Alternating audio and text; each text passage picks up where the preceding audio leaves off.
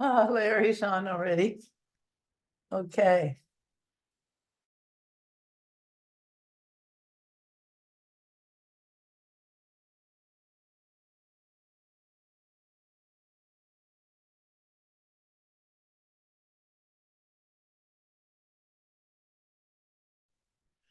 Diane, can you hear me?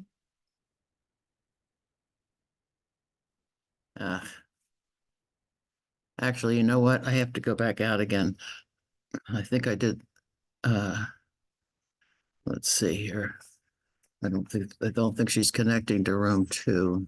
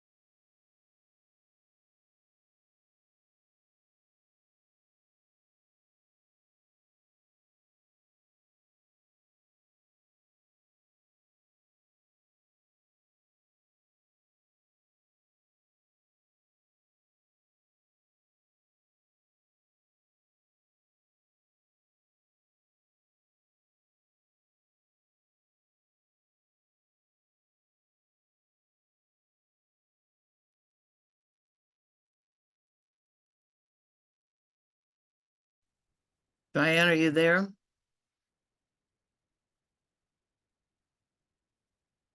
Let's see. This is class 5, right? This is class number 5, Paul. Say what? This is composite That's number 5. 5. Yes, number 5. Mhm.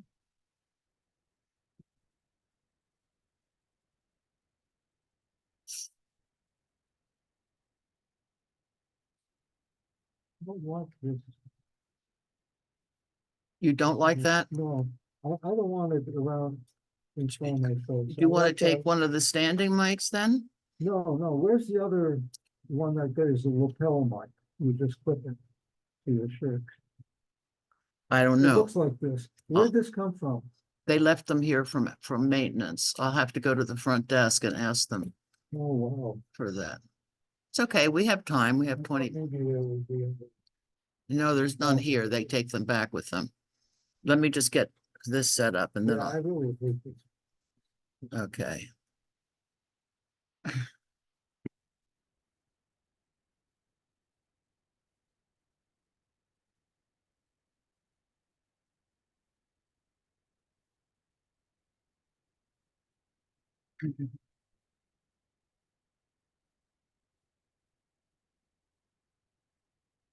Diane, are you there?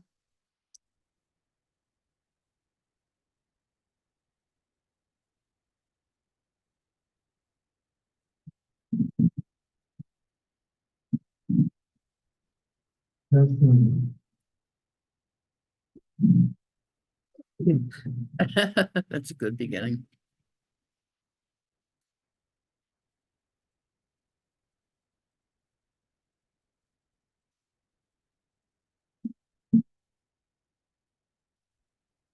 Morning, Diane. Can you hear me, Diane? Yes, I can. Sorry, the first time I went on, Larry Chauffeur had left his name and where the meeting was held, so I was, it was his meeting, so I had to go out, start over again. Oh, But I'm here. all right. But I don't know what you mean. Is it something that other people are going to do too? I think Larry should have put it back at classroom 2 and he didn't, so I don't know how, I just, I guess when he did it on Thursday, he put maybe he was doing it from home or something. So anyway, I fixed it. It'll stay classroom 2 until somebody else changes it. Okay, I don't know enough about how it happened, but I can ask Larry. I'm gonna move my computer now. Can So you let me share screen? So I did. I gave you that. did already? Yeah. Okay. Okay, let me just get that up for Paul then. How are you this morning? Very well. Good. Good. Okay.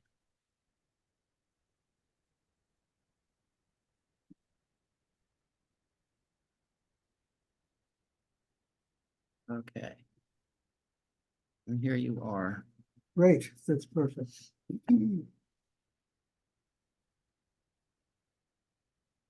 You're into the swing of it. Well, I know now when I've made a mistake or when there's something wrong too. Do you want me to try to get you the lapel one? I'll just go. If it's possible. Yeah, I'll go out and ask. Otherwise, I'll use this, but I don't like it. Okay. If it's a big deal, don't kill yourself. I just. No, I think that one got to be contest on negative. Let's see how quickly they can get here. The other one doesn't have to go around your head and in front of your face. Okay. All right.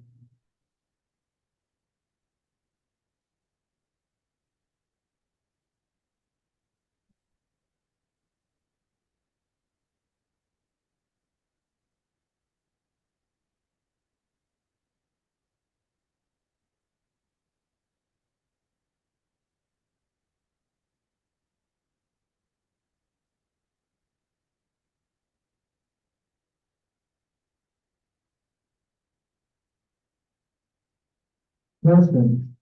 Testing.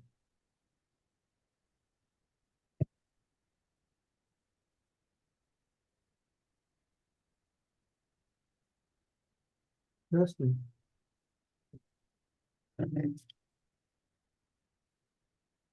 Testing. Testing. Testing.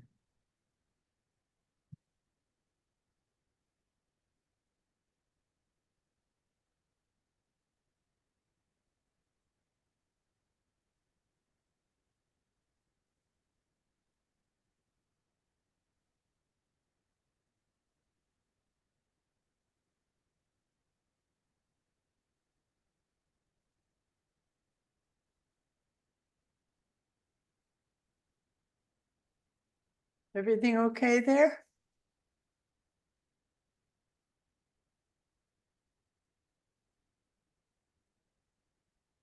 Hi. Can you hear me? Yep. Okay.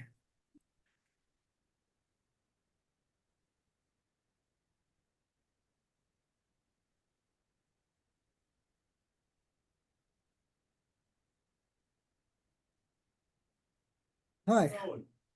Okay. Do you have another mic not that goes over your head, but the lapel mic? I can get that for you. Is that what you want? Yes, Yeah, I can get that for you. yes, thank you. Do we need anything else? Well, Susie she's my moderator, so Right. she might, All right, I'll grab that microphone for you. okay. Hey, Doc. Hello.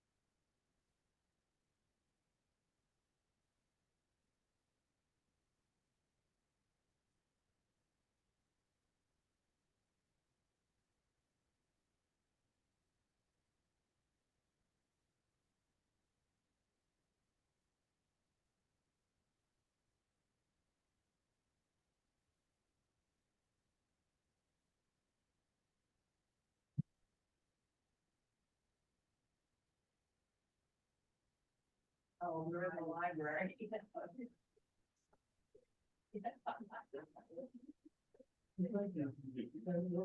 Yeah. Full battery as well.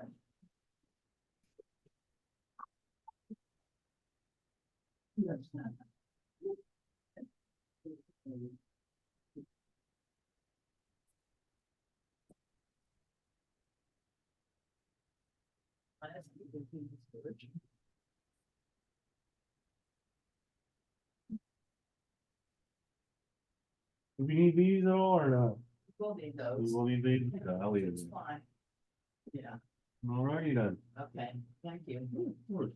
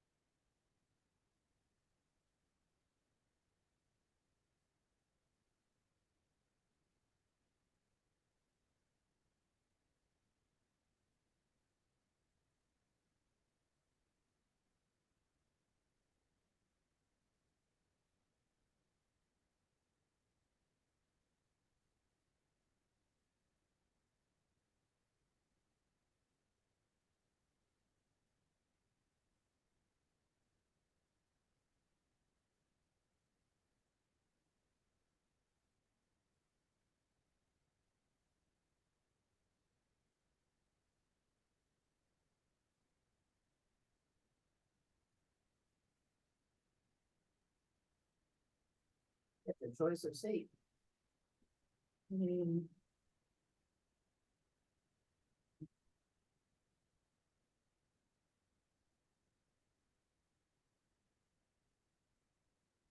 Cup holders in our seats, don't we? We need cup holders in our seats. Yeah, good idea.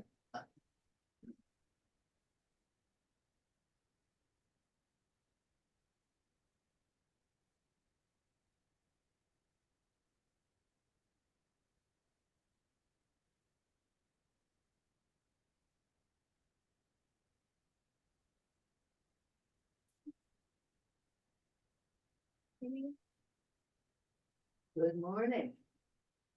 How are you today, Irma? Pretty good, thanks. Good. Yeah.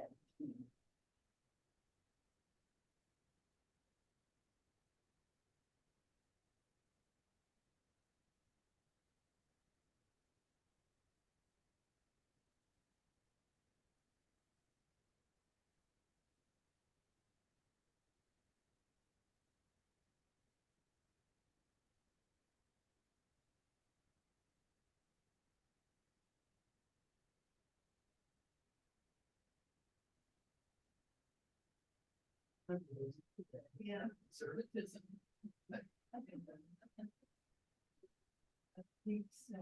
Yes, it is.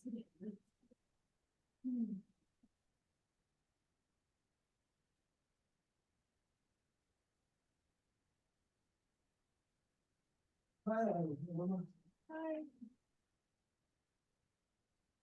Hi, Jeanette.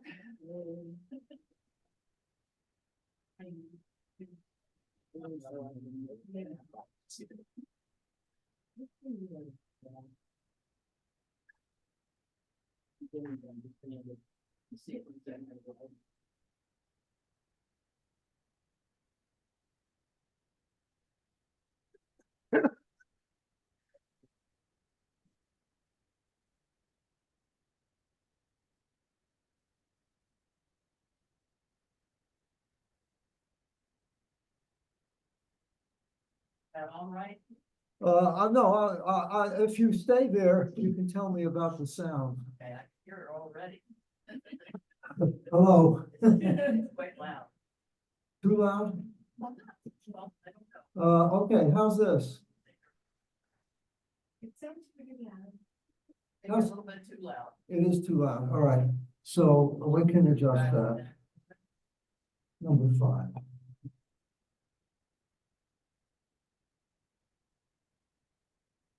You hear it okay, Diane? Okay, how's this? Yes, I'm seeing the screen and I'm hearing you. How's this? Good.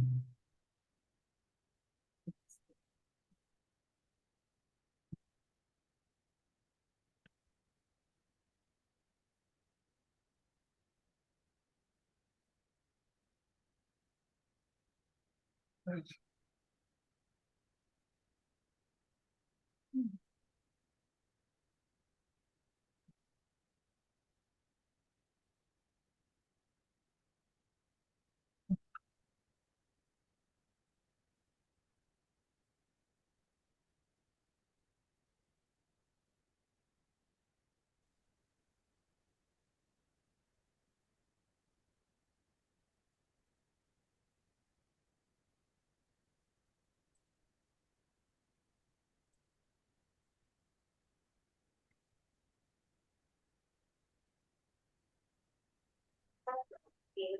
Yes, no list.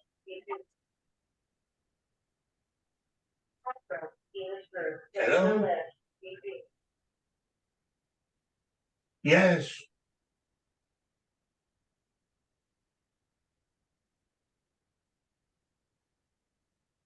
Oh, is my computer sick? Well, you have to be sick to consider my computer sick. Please take me off your call list. Susie, If somebody has muted themselves, it's online, Diane. yeah, I can, let's see, Yeah, well, I haven't muted everyone yet. Susan, you know what would be a big help? If just as Paul is ready to present, if you would stand behind him and then move away. The reason why is when I go to trim it, I have so much trouble getting it trimmed just right. But if I see where you've moved away, I can cut it to that point. Yeah, and then if just as I'll introduce him and then you move, the trimming will be so much easier. I sometimes try to put my hand, I do something so that I can see where to trim it. Just, That would be a help. So did you finish and did you like it? Yes, well, so. Yeah. testing. Yeah. Testing. That's good. Morning, Wayne. That was it. That was, yeah, really put her on the map. Yeah.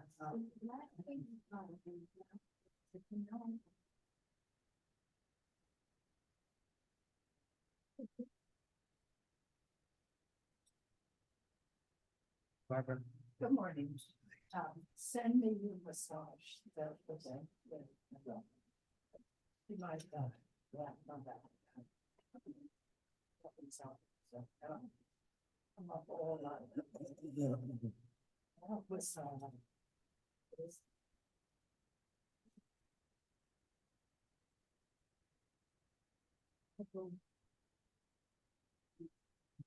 I'm just trying to see if I can get rid of this behind you here. Oh, I don't know whether I can from here or not.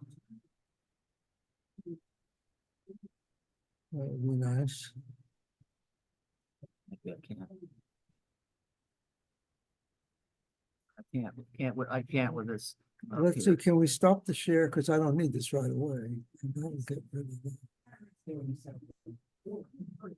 Oh, well, I saw. I need it. Just let it, it's trying to do it.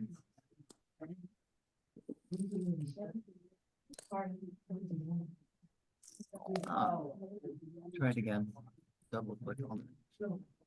No. One of the big differences with Dell is you have to double click. Yeah, well, that's okay. I am double clicking. It's not responding. No, it is not. That makes me worried. No. Let's see. Diane, is there some reason that we can't stop share, do you think? I don't see why you'd want to. Your face shows. And this way you don't have to worry about going in and coming back out. I see you, Paul.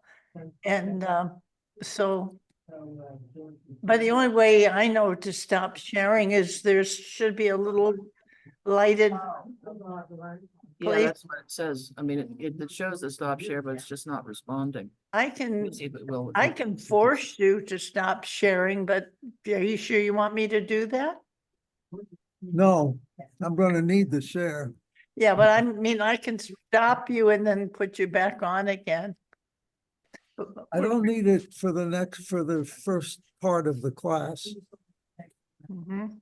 Okay, well, then I'm gonna, if you can't knock yourself off, I'll knock you off. And then I'll put you back on again and you can go on when you want. Okay, all right, thank you. Yes, there we are. Okay. Thank you. Okay, but now you can go on whenever you want. All right. Well, it's, it is 11 o'clock and I'm going to mute everyone. Paul, if you would if you would unmute yourself, that would be great. And this lecture is about to begin. This is number 5 on religion and politics in America. And Paul Selpst, you're on. Now, don't forget to unmute yourself. You can't hear. Okay, it just did. Okay, hello, everyone. Well, and I'm going to turn on my mic for the room. I hope everyone in the room can hear me. If not, let me know. Welcome to Class 5 of Religion and Politics in America. As usual, I've downloaded and brought a number of clippings or that I've cut out of the paper or taken off the computer to share with you about religion and its intersection with politics that has been reported in the last week. As usual, there is no lack of things going on with religion. No, we're trying to get the lights adjusted. Sorry, but you can't do that. All right, so I'm going to zip into this pretty quickly because I have a lot of material to cover for the class. And this is just a preamble, but there was a computer online link to Ben Carson, the surgeon and Republican spokesman for a new organization that he's developed, the American Cornerstone. And what he says in his, I took this off of the computer. This was a two-page kind of item. He says, there is a very concerning trend occurring in our country that has me worried for Americans who hold to biblical and faith-based values. And it has to do with the repeal of the Defense of Marriage Act of 1996. That act mandated that marriage was between one man and one woman, and that there would be no benefits for same-sex marriages and non-recognition of, if it was done in one state, which it would be normally, that other states would not recognize that marriage. And that was the Defense of Marriage Act. So this new law is called the Respect for Marriage Act. And it was passed by a bipartisan majority in Congress and signed into law. And he is fearful, Ben Carson says, that legal persecution will intensify against Americans holding to faith-based values and who wish to conduct their lives according to their faith. And it is a fact. The 14th Amendment, which has been under a lot of conversation because of the Section 3 concerning the insurrection and the question about whether the president could be taken off the ballots because of the insurrection on January 6th. But the 14th Amendment goes on further to talk about laws that affect everyone, that so that if this is if the Respect for Marriage Act was put into law, and then the 14th Amendment said that that law has to be complied with by all states at all times, then Ben Carson is very worried that people who dislike same-sex marriage are going to be persecuted. There's a second piece I unloaded from the Gallup polls. And it talks about beliefs in spiritual entities. There are 5 religious entities: God, angels, heaven, hell, and the devil. And they have lost their potency a little bit in belief. The percentages of Americans who believe in each of the 5 religious entities, God, angels, heaven, hell, and the devil, have edged downward by 3 to 5 percentage points since 2016. This is from a Gallup poll. Compared with 2001, belief in God and heaven is down the most, while belief in hell has fallen considerably, and the devil and angels are down 10 points. So the beliefs for these spiritual entities are highest among frequent churchgoers, that is, very devoted churchgoers, Protestants in general, and Republicans in general. They say they believe in the 5 spiritual entities. So what is the point? Usually I ask the question, so what? What does that have to do with anything, or politics in particular? Beliefs do affect support for public policies or court decisions favoring Christian nationalism or Christian beliefs, or the death penalty. So it is important that if belief and faith in religion has been being reduced over time, there will be fewer advocates for religious beliefs to be institutionalized in law.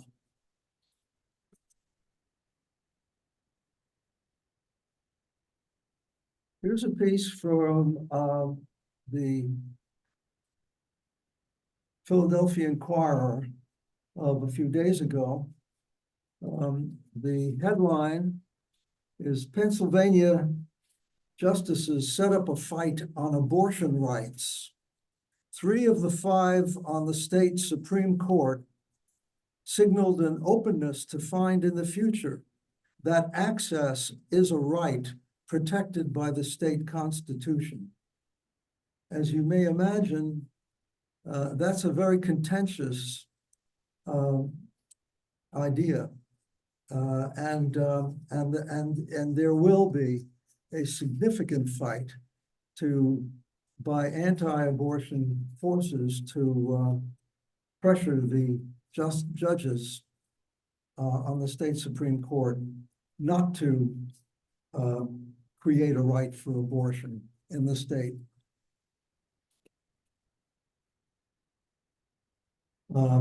Here is a piece from the Washington Post of a few days ago. Retired military officials who say protecting abortion care keeps America safe. There's a movement in Congress among the Republicans to restrict the access to the drug mifepristone, which is an abortifacient. That is, it creates abortions medically. And the issue is the Supreme Court, which has to decide a case that will affect the armed forces and hundreds of thousands of women who serve in uniform, as well as civilians that need to be recruited for the military. Mifepristone is one of 2 drugs used for medication abortions up to 10 weeks of pregnancy. and they make over half the cases in the United States. So the military authorities are saying threatening vital reproductive health care will make it harder to recruit and retain women among the military and meet the security challenges that America faces. And so they submitted a landmark amicus brief to the Supreme Court.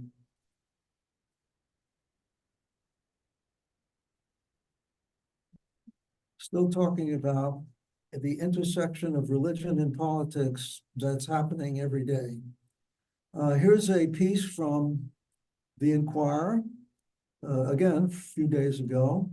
The Equal Employment Opportunity Commission announced new guidelines governing the harassment of workers both in and out of the workplace that will have a significant impact on businesses that have more than 15 employees. The rules concern Section 7 of the 1965 Civil Rights Act. And the guidelines want to ensure that no one in the workplace should feel uncomfortable because of their religious beliefs. Discussions in or out of the office by employees regarding contraception or abortion choices could be considered to be harassment if an employee feels uncomfortable by the conversation, whether included or not.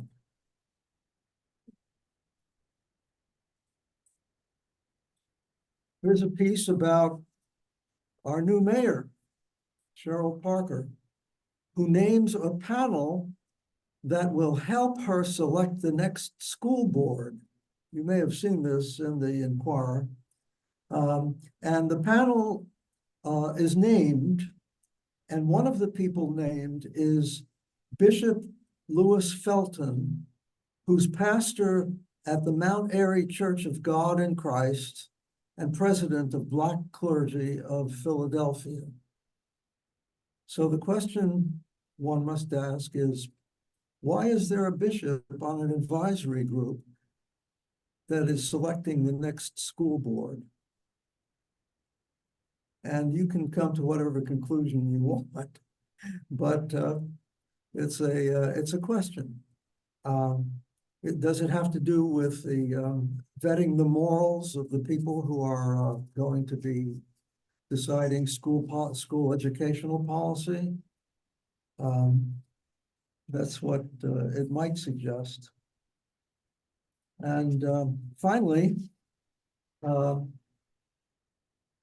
there is the infamous George Santos, former congressman from Long Island. And there is a fight now to succeed him in a special election. And this just came out of yesterday's New York Times. And it shows a picture of folks with both the Democratic and Republican candidates who are trying to win the election to succeed Santos for the House of Representatives. And the headline is this: with Santos' seat at stake, Republican Israeli veteran, this is a Republican now, an Israeli veteran courts Jewish voters. So the idea is that there are so many Jewish voters in the district that they have a sizable voice in selecting the next representative to Congress. And this Republican woman, who is an Israeli citizen, as well as she's got dual citizenship as an American citizen, is campaigning on the basis of her proximity to Israel among Jewish voters, hoping that will give her an edge in winning the election. So as you see, there's a lot of intersectional between religion and politics all the time. Having said that, let me now launch into the material for today's class.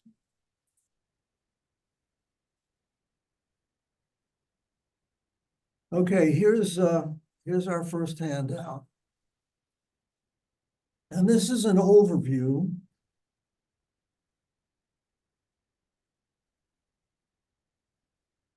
of religious culture, identity, and politics. And I'll just quote certain parts of this, as we don't have the time to go over it in detail, which is why I hope everybody has a copy of the handouts that you can read in detail. For religious groups active in politics, religious culture becomes a significant way to create the joint identity, the sense of grievance, if it exists, and the impetus for mobilization required for collective political mobilization. Okay? In many minority communities, separating religious identity from the identity and culture of the minority group is difficult. And that's true. If you are Jewish, that's your identity. And if you don't have that identity, all you have to remember is how the Germans treated it during World War II.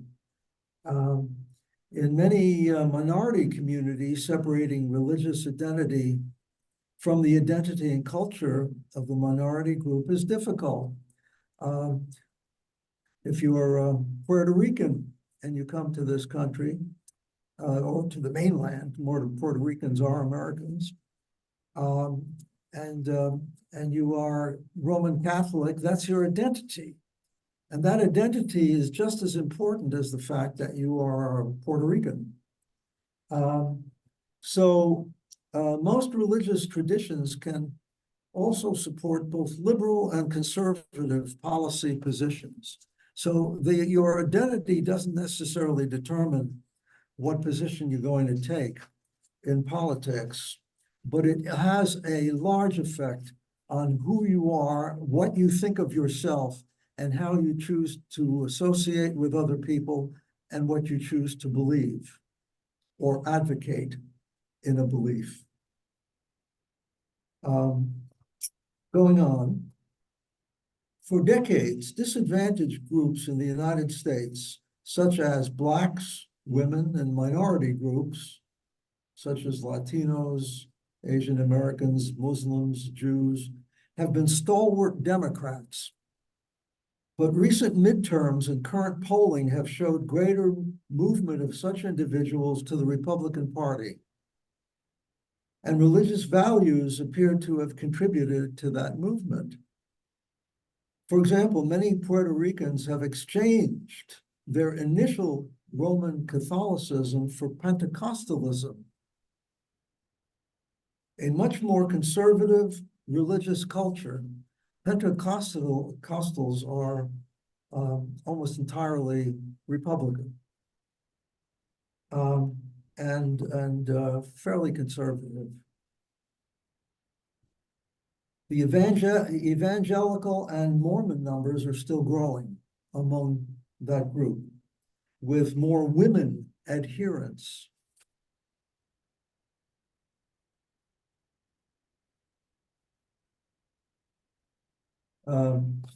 So what does it mean to be politically conservative? I want to explain that, since that is often something that is just mentioned in passing. If you are a conservative, these are tenets of your belief. You're against abortion. You are for family roles that are hierarchical. The man, father, husband, is the person in charge of the family. It's patriarchal. The wife and mother should not be out in the world working, but should be at home raising children and taking care of the domestic affairs. You believe in patriotism very strongly, including a strong military. You want limited government and taxes. You want limits on immigration. You are anti-LGBTQ. You are tough on crime. And you find religion an important part of your life. And that's basically the overall picture of political conservatism. So going on to motivation.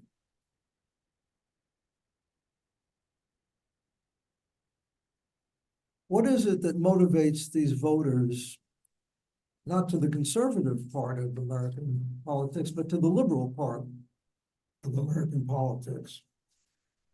Structural inequalities and discrimination in daily life, such as redlining, as an example, in housing, or another structural inequality that exists today is underfunding of schools, or failing to renovate schools that have no air conditioning, or more increasingly, they're closing schools because they find asbestos in them. But there are still schools that haven't been rectified. So there are continuing structural inequalities and discrimination in daily life, in housing, in healthcare, in education, in jobs, crime, social status, and upward mobility, which tends to make minorities support Democrats. They become more liberal in their outlook about social justice matters. The promises of the American dream and liberal democracy, which they're failing to gain, and their subversion, the subversions of these, the voting suppression, for example, of subversions and failures in both civil rights and civil liberties. Recall that civil rights are those that are enshrined in the constitutions and in laws, and civil liberties are those that are not formally spelled out in laws, but exist. And I'll be talking more about that in detail. The bigotry, the racism, and the nativism, opposition to foreigners, that is anti-immigration. Bigotry, racism, nativism, antagonism to social justice reforms, and suppression of democratic norms that have become very apparent in conservative governance. So there's two kinds of liberalism. There's liberalism of the Enlightenment that basically was used to create the Constitution. These refer to the structure and processes of government to ensure the rights and freedoms that we see in the Constitution. The elements: open and fair elections, competitive multi-party republicanism. Republicanism here refers to electing representatives to represent the citizens in government. Equality and due process under the law, the rule of law at the center of politics, impartial courts, separation of powers. Horizontal separation of powers are the executive, legislative, and judiciary, both at the federal level and at the state level or municipal level. Those are horizontal because they are co-equal in the government of these entities, the country, the state, or the municipality. Now, the vertical separation of powers is the difference between the federal government and the state governments. States are, according to the Constitution, co-equal in authority with the federal government, but also liberalism means protection from state coercion as well as federal coercion, and regulations to address private power and coercion of citizens, limited government, redistribution of wealth, protection of minority rights, and liberties of speech, assembly, religion, property, and prosecution. So these are all civil rights. These are enshrined in the constitutions of the federal government and the states, and in laws that are enacted that are compliant with the Constitution. But here we have now a more specific explanation of civil liberties. Civil liberties are freedoms that are not enumerated in law. To move, to work. Let me get this on the screen.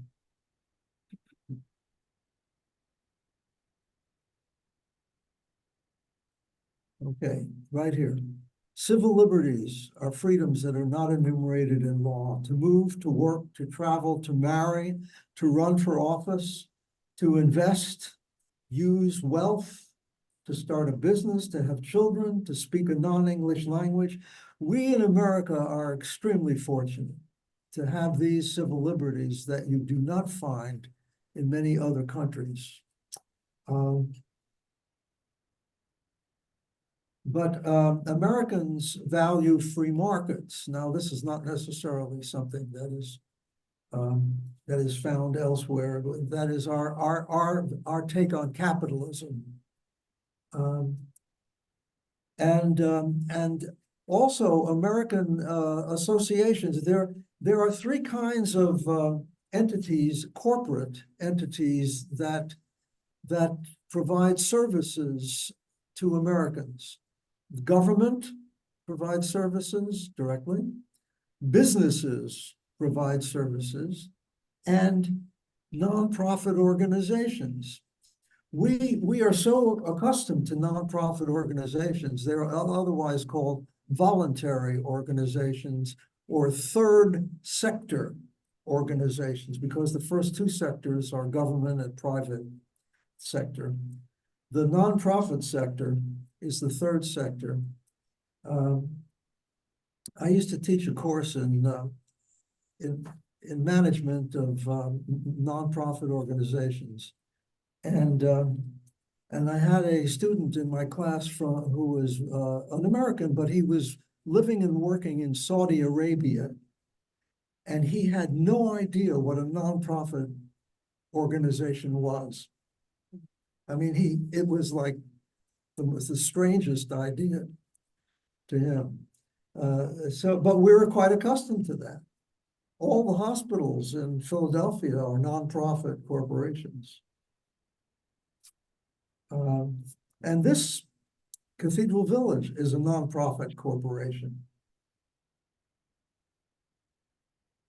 So this is one of the, any rate, aspects of cultural liberalism include extending civil rights to immigrants, homosexuals, criminals, the mentally ill or impaired, extension of women's rights, protections of contraception and abortion, separation of religion and government, pro-unions, and the freedom of businesses to promote profitability.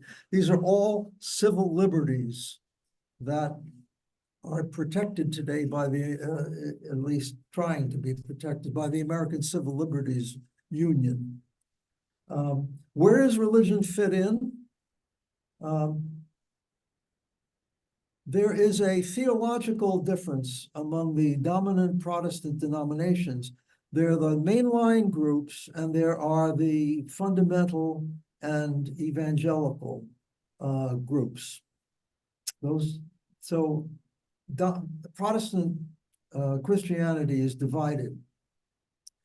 And the mainline groups are described as regarding Jesus as a moral teacher who wanted his disciples to help those in need, reaching out through love and care. Social justice concerns animate mainline congregations in helping the poor, helping immigrants, the troubled, and helping communities to be stable. They don't have to be democratic in their politics, but their outlooks are socially and economically liberal. Now, the other half, the fundamental and evangelical congregations, view Jesus as a personal savior, and their mission in general is sustaining belief and suppressing sin and extending salvation by evangelizing. They value authority, stability, personal responsibility, and order. They are essentially conservative. Somewhere in between, our Roman Catholics have a ministry to help the poor. They are joined by Jews who accept a moral responsibility to pursue social justice and repair the world. So the mainline and Catholic churches, Jews, and many secular persons are those whose moral belief systems are in line with most of the goals of liberal democracy.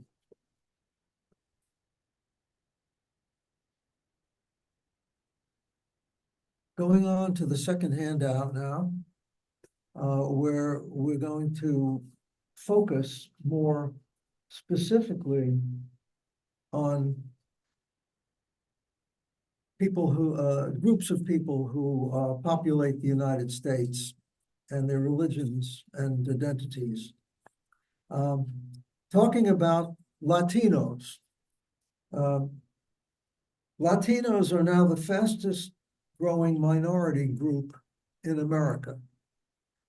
So I've actually experienced this in my own work and life. I used to work with a bunch of folks who came to the mainland from Puerto Rico, and they were converting from Catholicism to Pentecostalism, and they did it, in fact, as a group. There were quite a few of them, and it's so if you look at the second paragraph, religiously based organization and mobilization among the 22 Latino nationality groups is important among Latinos because of the large number of non-citizens and those who don't engage in electoral politics. So they are now considered to be a priority for recruitment, and a lot of programs aimed at trying to improve the voting turnout of Latinos. They are a critical socio-political and electoral body. They continue to grow as a proportion of America's overall population, almost 20% of our total population in 2020. They comprise about almost a third of Arizona, more than a third of California, 27% of Florida, 29% of Nevada, 48% of New Mexico, and 39% of Texas. And with a recent influx of new arrivals from Central and South America, these proportions will keep growing. Pennsylvania is now up to 8% from about 3% in 2000. As I said, Latinos are now the fastest growing minority group in America. So now going back up to the top paragraph, because the Catholic Church refused to promote social action and met the minimal spiritual needs of the people, there's this movement of conversion that I pointed out. But religion generally is relevant to political attitudes among Latinos. So Latino activists have been trying to bring together Spanish-speaking immigrant groups who come from a variety of different countries. Although they, and the third paragraph here, Latinos are continually incorporating new immigrants. More than 70% of Catholic Latinos are Democrats, whereas Latinos in mainline and evangelical congregations are trending Republican. And this is a very large concern to the Democratic political groups. So religious conversion connects to political conversion. But right-leaning Latinos may still demonstrate more liberalism than non-Latinos in their support of more government, action on social welfare, crime, and immigration. In addition, the hard right wing of the Republican Party, in an echo of Donald Trump, have derogated Latinos and opposed immigration reform, so therefore driving many Republican Latinos to vote for Democrats. And they did for Obama. He got 3/4 of the Latino vote in 2012. So religiosity does influence politics among Latinos, as well as those issues pertinent to them. Moving on then to Muslim Americans. Muslims in America represent a little more than 1% of the population, over 3 million people. But the number is projected to double in the next 20 years. And the majority are in the Sunni tradition, almost 3/4, with other sects represented. The Shia is what dominates in Iran, and as you recall, in Iraq, and has led to a civil war between the Sunnis and the Shias there. And the Druze, who many of whom are in Israel, the overall body of Muslims come from more than 50 nations. Those who are foreign born are about 2/3, and about 1/3 are US. The three largest Muslim American groups are African Americans, 25%. Arab Americans, also another 1/4, and South Asians, 1/3. And South Asians come from India, Pakistan, Bangladesh, Indonesia,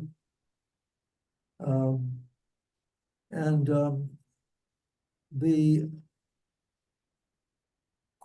Muslims are increasing in certain areas, namely prisons. There has been a Republican effort to convert inmates in prisons to Islam, and they are mainly African American and Latino. Islam's appeal to Black Americans was initially its racially separatist Black nationalism and its alternative to the white man's religion. Black people would be free to create new societies for themselves. So Black nationalism is what started Malcolm X on his trajectory for political activism. South Asians share a history of British colonialism and conflict, so Islam provides a connection and a solidarity for them. And South Asians, such as Indians, Koreans, and people from Thailand, often lead major American Muslim organizations. So there's a leadership role.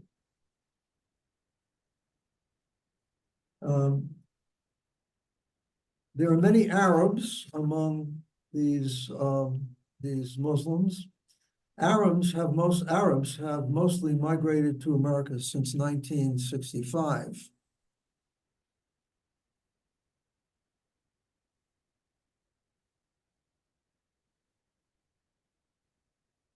With the liberalization of immigration law, and they were fleeing conflict. But they are divided. They are not in solidarity. They're divided by nationality. Iranians versus Iraqis, or Kuwaitis versus Iraqis, and so on. Newer immigrants differ from more assimilated older generations who see themselves as Americans, and as their viewpoint doesn't reflect a dominant Judeo-Christian worldview, of course not. It reflects an Islamic worldview. A major issue for Muslims is how Islam can function in an increasingly secular society that has values contrary to the Quran. And that is a problem. It's a problem that has beset France very greatly. And people are worried that it's going to be creating a schism here in America as well. And you had the Republican Party in its more observable Islamophobia, driving Muslims to the Democratic Party, antagonizing many Muslims who then vote for Democrats. Moving on to American Jews. Jews now are a smaller proportion than are Muslims, and certainly than are Latinos, but occupy a much more visible and activist role in American political life. Despite relatively small numbers, Jews are represented well beyond their numerical share as candidates,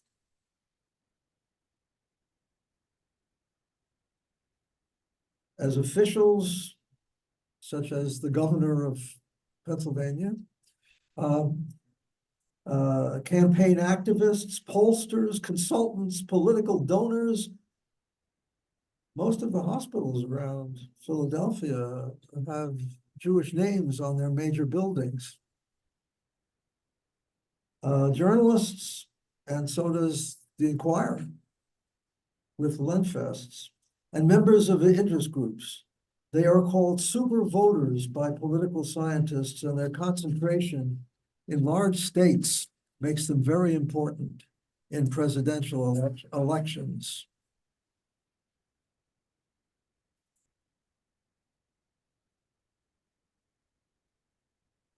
But democratic liberalism,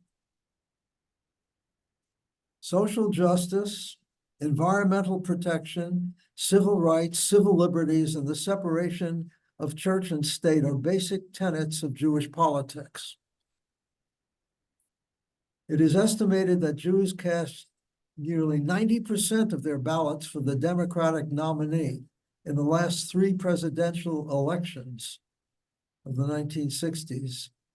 Because of the history of anti-Semitic hostility toward Jews, which is now has now reared its head again, which is now increasing in America, Jews are fearful of the evangelical Christian right for its anti-democratic and anti-pluralistic rhetoric and actions, plus its continued use of stereotypes of Jews and efforts to convert them. And even though many right-wing Christians express love and support of Israel, that does not convince Jews to like them any better because of that. And Jews are divided on the policies of Israel, especially as pertaining to Palestinians American Middle Eastern policy is of interest to Jewish Americans. Now, not affiliated or religious Americans are growing. Religious diversity is increasing in America. Followers of non-traditional American religions constitute about 6% of the US population, and there are 28% of the population who are unaffiliated. So the non-traditional faiths are Buddhism, Jainism, Sikhism. Those are both East Indian faiths. Wicca, that means witchcraft, and Taoism among the Oriental Americans, and Rastafarianism from people from the island of Jamaica, Native American, and Baha'i, which is Persian in origin. The social identities of these minority faith traditions tend to align with the Democratic Party. And Buddhism, despite small numbers of actual Buddhists, have a lot of people who still like a lot of what it believes and does. So about 13% of Americans believe that Buddhist teachings or practices have had an important influence on their own religion or spirituality.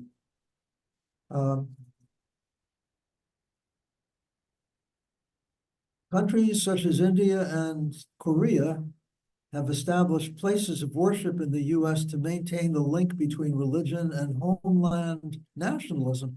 Around Philadelphia, it's interesting to see signs in front of churches in English and in Korean. And you can see if you recognize Korean script, it's very definite.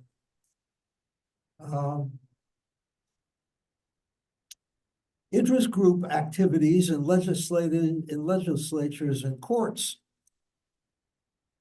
may have an impact on the wider American community. And here's a good example.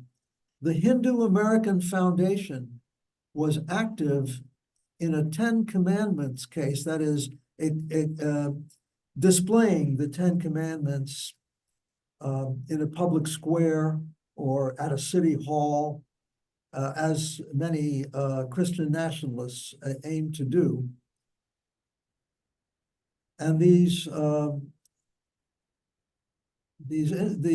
Hindus argued that the commandments were irreconcilable with their beliefs. So by these other groups, other religious groups,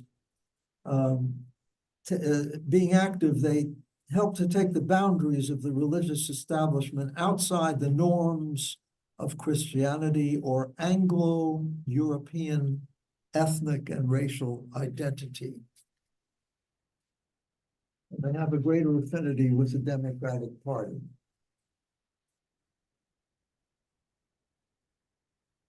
Now, moving on to minority rights, gender, and sexuality. And here is a quotation from the Apostle Paul, my namesake. I would have you know that the head of every man is Christ, and the head of the woman is the man, and the head of Christ is God. And that quotation, among other expressions of similar views, is what creates the hierarchy of family values in which the man is in charge of the family. The woman is not expected to go out in the world or practice feminist traits, and children are made to be seen but not heard. For more than 40 years now, religious traditionalists seeking righteousness in the culture have collided with those calling for reform. And in the process, they've fused religion, politics, gender, and homosexuality. This conflict has helped define religious conservatism and redefine partisan politics in the United States. So what is the connection between religion and politics pertaining to women and gays? Well, women and gays are unique among minorities. If they are being kept and where they are being kept in subordinate positions in our society, that is being justified by religious faith. Long after ideas in theology for racial discrimination have been repudiated, but the subordination still continues when people can do it. Greater religiosity is associated with greater moral traditionalism. How gender and sexual orientation are conceptualized as political, so they affect public policies on rights and freedoms. This is part of the culture war now taking place in the United States, leading to political and social hostility.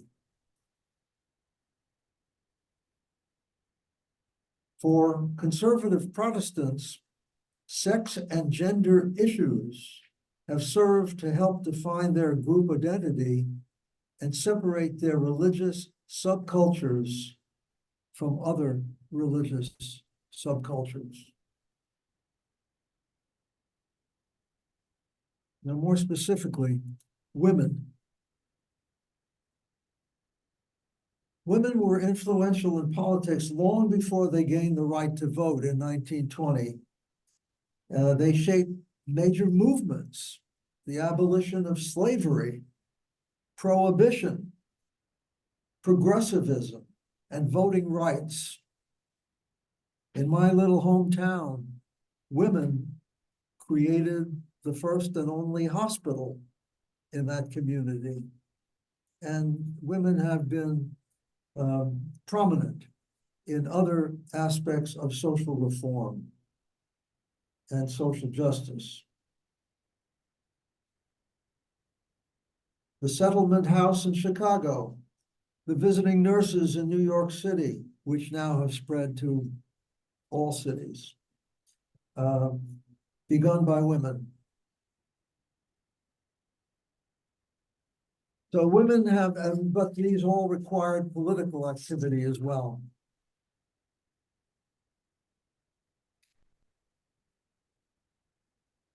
I'm going to skip through some of this. Pre-suffrage reform movements, you can see those in the handouts. Women's rights. Now, beginning in the 1970s, the increasing politicization of women, improved educational and economic opportunities led to a confrontation. On one side, those committed to cultural change, and on the other side, those who believed, the anti-feminists, those who believe that new gender roles undermine the traditional family and the institution of marriage. Wives, again, the traditional view, wives should submit to husbands, children to parents, congregations to church leadership, citizens to the state, and all to God. So the embrace of authority among conservatives is far greater than among liberals. The Equal Rights Amendment, that was first initiated in 1792, failed. Just short of the 38 states. There is still an effort to resuscitate it, but what's interesting is that even if it doesn't become federal, a part of the federal constitution, 25 states, that is half of our country, have since adopted constitutions or constitutional amendments similar to the ERA. Abortion, tremendous divide between feminists and traditionalists. And it represents personal liberty and freedom, privacy and reproductive control versus the view that it is amoral, ending the life of a child as a matter of personal choice. And so this is going to continue to be a very heartfelt conflict. Electoral politics, women's rights have been used for partisan advantage with success by both political parties.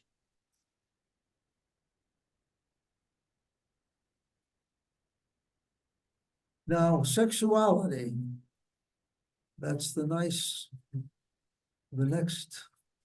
oh, here we are. The next thing, the next big category to talk about, the LGBTQ community. The politics surrounding their issues is intense.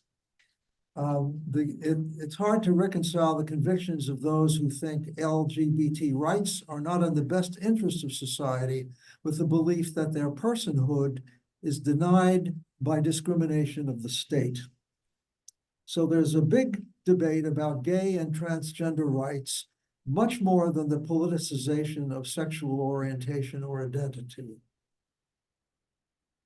And finally, I think there are religious liberals. For liberal churches, homosexual or transgender identities are not sins. Churches confirm equal rights through marriage of same-sex couples, accept the propriety of same-sex families, allow full participation in church life, and the ordination of gay or transgender clergy. Okay, I think we've essentially almost run out of time. Let's see if there's anything further to add in the last minute. LGBTQ rights have been at the center of American cultural politics. Research has found that communities that are more diverse, more urban, more affluent, younger, and more educated usually support ordinances to stop discrimination in government employment, housing, and public accommodations. But more church affiliation and conservative Protestants in an area depresses anti-discrimination efforts. So the bottom line here in this whole discussion is that this is these are all territories of conflict, and that contention will continue to exist, both in religion and in politics. And on that note, I'll stop. And if we have a couple of minutes, Diane. Well, we have a minute. Okay, well, let's have a couple of minutes taking any comments or questions from the floor. Well, apparently there are none. So we're going to close out exactly on time. Thank you all very for- much, Paul. This was really, really interesting. Thank you.